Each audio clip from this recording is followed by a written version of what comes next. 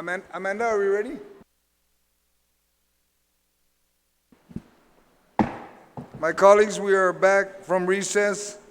We will continue on with Senator Amanda Shelton. Ma'am. Thank you, Mr. Chair, and I'd just like to offer an amendment to the amendment to ease some of the concerns that we heard on the floor here from our colleagues. And that is to add one more sentence at the bottom of the amendment to read, "None of the funds appropriated in this section shall be expended for pay raises or increments of any kind." So we want to ensure that these monies are being used explicitly for obviously, if they're not going to use it for the capital improvements, that we want to see it going to student needs, student instruction, operational costs. Thank you, Mr. Chair. Do you have that circulating so that? It has so been that passed out, Mr. Chair. All right. Any member would like to speak? Senator Tello? Thank you, Mr. Chair. The amendment that was proffered just now, where it says none of the funds appropriated in this section shall be expended for pay raises or increments of any kind, does this also include the hiring of someone new? Would it still be allowed? Senator Shelton, or Senator Lee, would you like to yield to the question?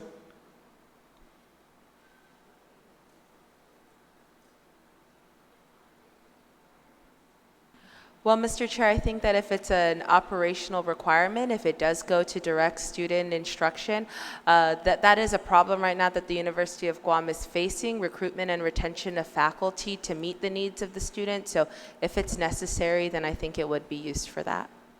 Thank you. Senator Tello? So this would authorize them to hire someone new for the University of Guam, and that is a concern, Mr. Chair, that I have as well. I mean, capital improvements are made for capital improvements, not the hiring of additional staff. So I object. Thank you. Does any other member like to speak on that amendment? Senator Paris? Thank you, Mr. Chair. I do appreciate that it's clear that it's not going to go to raises. I just have a question about the money that's appropriated to capital improvement. And so I'm looking at the original bill or the original law, and it talks about lease back. I'm just wondering if this money is appropriated, $874,056 is appropriated to capital improvement, and with this amendment, it's going to include operational needs. What happens? How is it that there's money available for that if it's going to go towards leasing? I'm just wondering, can someone clarify that?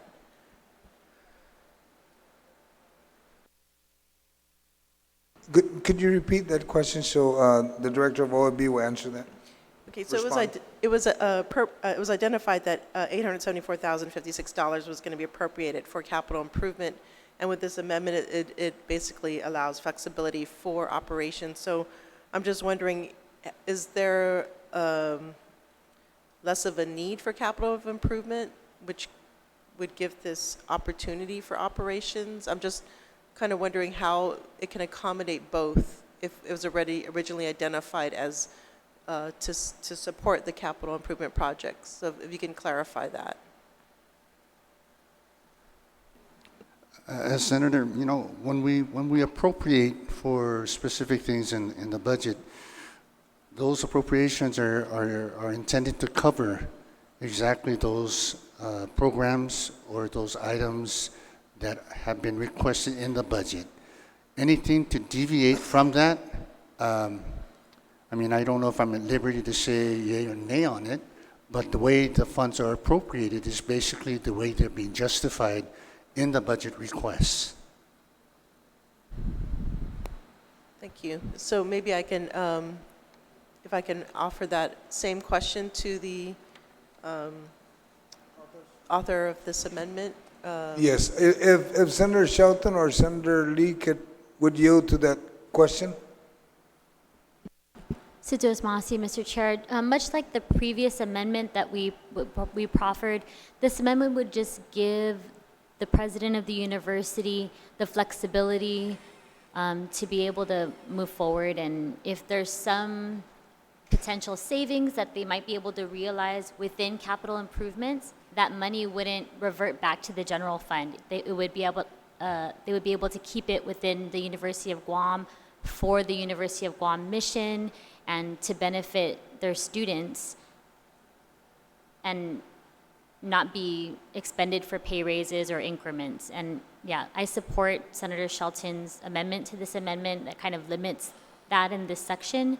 But again, I just wanted to proffer this amendment to give the University of Guam president the flexibility that he needs. And I hope that my colleagues can support that. Again, we always say that we support education, and the University of Guam and GCC are really great institutions within our community. We give them this little bit of an investment, and the return on that investment is tremendous. I mean, many of us have University of Guam, we are University of Guam alumni or have University of Guam alumni working with us and fueling our team here at the legislature. So, you know, huge shout out to UOG. We want them to come into the workforce educated, trained, ready to go, ready to pay their taxes, and that's what, you know, we really want to keep those doors open and again, give the UOG president the flexibility he needs.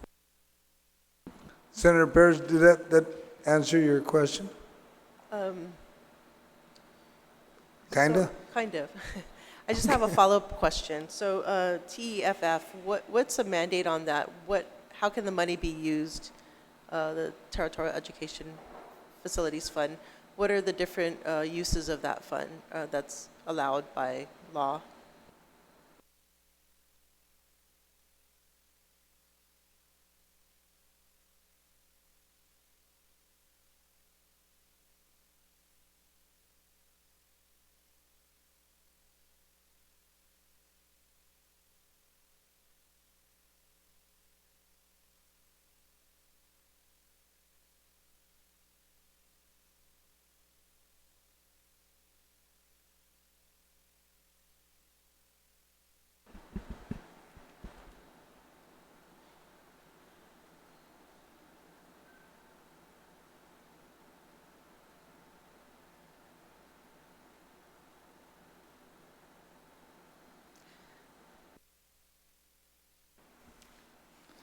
Senator Perez, what I'd like to at least just mention as far as the TEFF is concerned is the intent of the TEFF was created basically to be used for debt service payments of general obligation bonds beginning in 1993, Series A, and 1994, Series A's bonds that were issued.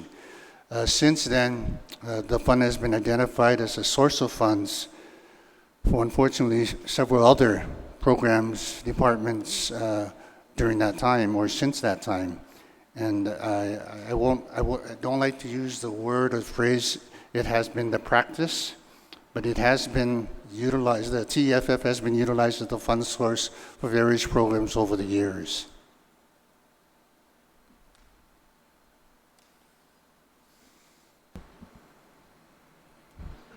So just a follow-up question. So it's not restrictive? Is that what you're saying? Basically, what he was saying was that if you follow the law, it should have been since 1993, but it wasn't. And it's been used to support all the education programs that exist in the government. And that's what the director stated. So that being stated, that's why it's identified in the Budget Act to be used for the capital improvement projects. And it's to pay back very specifically, as written, for a purpose of paying rental payments due under the lease back agreement. Okay? Thank you, Mr. Chair. Thank you. Does any member want to speak on the amendment to the amendment? So we're just going to work on the amendment introduced by Senator Shelton. Senator Reese? Thank you, Mr. Chair. I appreciate this amendment to the amendment that would prohibit pay raises if we allow them this kind of flexibility to move TEFF monies that are supposed to go to capital improvement debt service paybacks or rental amounts, and to allow them to use this for operations. I think it's a very huge policy shift. And when I was reviewing UOG's budget, in almost every category compared to FY 2019, they went up at least a little bit, or they stayed the same. There was only one that went down. That was the appropriation for the soil and water conservation districts. That went a little bit down. Otherwise, I mean, I was surprised, because if you compare UOG to health, health went down in almost every category, but UOG was able, you know, the OFB was able to preserve a lot of this UOG's FY19 budget. Now, I totally understand UOG's concern that they're not getting their full allotments, and that's really put a lot of pressure on them, and that if the TEFF was short, that's also, you know, concerning and probably caused them to have to shift money around. It looks to me like from this spreadsheet that was passed out right now during the recess, it shows the UOG allotment. So it shows for these capital improvement funds that they were told in early January or early in the calendar year that they would have to, that the TEFF was not tracking what it was supposed to. So they reduced their budget. It looks like by almost half. Is that right? Well, it went from 874,000 to 569,000, a little less than half. But then, if this is correct, it shows that they actually did not receive any of those TEFF monies for either the 874 change to 569 and the section prior to this, which is for $500,000 debt service, which was rebudgeted to 325. So TEFF did not perform well. They did not get their money. But we've been assured that the TEFF, well, let me go back. When I look at this and that they did not receive their money from the TEFF, I am sure that they paid their debt service, and I am sure that they did this rental payment. So, you know, I'm not sure what to think of that, except that they were very creative and they were able to find a way, and I applaud them for that. The reality that we also have on our plate, Mr. Chair, is that we've received a letter from, you received a letter from UOG that they were threatening that if they don't get a certain amount in, of their budget, if they don't get a certain amount that they requested, that they are threatening to increase tuition. And so, if we are going to allow them to use money that's supposed to be going towards debt service, for tuition, for operations, we really allow any kind of use of it. Operations is the very general category. And I would like to make an agreement with UOG that if we allow this kind of exceptional flexibility, that they remove that threat of increasing tuition for the students, because we are all trying our best. And if they can look across the board at the other agencies, many of them did not fare as well. And I think we have granted UOG flexibility in other ways, and hopefully they will be able to make it work. And this is just for one fiscal year, Mr. Chair. So I'm really hoping that it's either they tell us they're able to pay this from another source, this debt service, and relieve the TEFF of this obligation, or we restructure and we can put the TEFF towards other DOE capital improvement projects and give them general fund or something. But I think it needs to be tied to an agreement with UOG, Mr. Chair, that they're not going to raise their tuition and that I wish they would, just stop that threat. And I think, particularly right now, if we can't even fund stopping the leaks in the hospital roof. I just think that's really what we all need to keep in mind, right? It's a perspective. And so I appreciate the amendment to the amendment that prohibits a pay raise or increment with this money that they might transfer from debt service over to operations. But I would also hope that we could tie that to an agreement with them that they will not raise tuition if we allow this flexibility. But I am very concerned, Mr. Chair, going forward. This really just increases the operating budget of UOG going forward. That's what it looks like to me. Thank you, Mr. Chair. Thank you. Does any other member would like to speak on the amendment by Senator Shelton? Are there an objection to the amendment of Senator Shelton? We have one objection.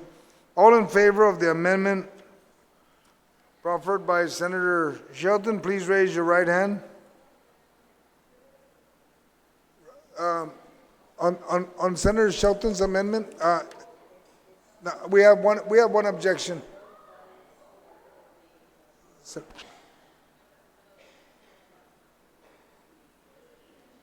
One, two, three, four, five. Motion passes. Now back to the amendment as amended. And you already made your closing. Do we have an objection to the, yes, ma'am. I have an amendment, Mr. Chair. It's almost coming out of the printer. Yes. On the main amendment? Correct. Oh, okay. Thank you. So, okay. So while they're working on that, let's take a quick recess until that amendment comes out.